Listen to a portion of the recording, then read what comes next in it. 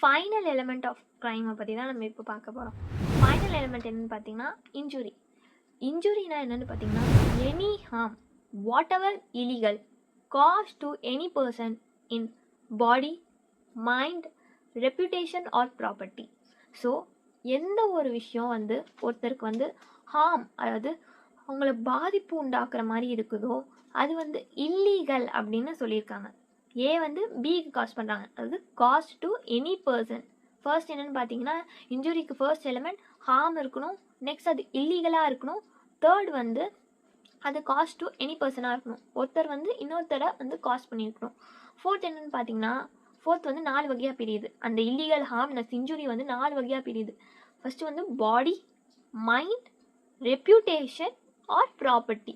ஓகேவா? இந்த 4 விஷயத்தில் ஏதாச்சும் ஒன்றுத்துக்கு வந்து அது வந்து இன்ஜுரி க்ரியேட் பண்ணுற மாதிரி இருந்தால் கூட அது வந்து இன்ஜுரிக்கு கீழே தான் வரும் அப்படின்னு சொல்கிறாங்க. ஒன்லி பாடிக்கு மட்டும் இது வந்து வராது, இந்த 4த்துக்குமே வரும் அப்படின்னு இங்கே கிளியராக சொல்கிறாங்க. சம்டைம்ஸ் வந்து இன்ஜுரியே ஒருத்தருக்கு நடந்திருக்காது, பட் இருந்தாலுமே அது வந்து பனிஷபிள் அஃபென்ஸ் அப்படின்னு சொல்லுவாங்க.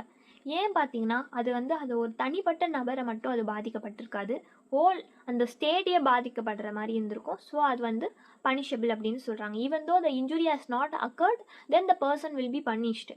இப்போ நம்ம பார்த்ததில் வந்து எல்லாமே இருந்தால் தான் வந்து அது எலிமெண்ட்ஸ் ஆஃப் க்ரைம், ஒரு க்ரைம் வந்து ஃபுல்ஃபில் ஆகும்.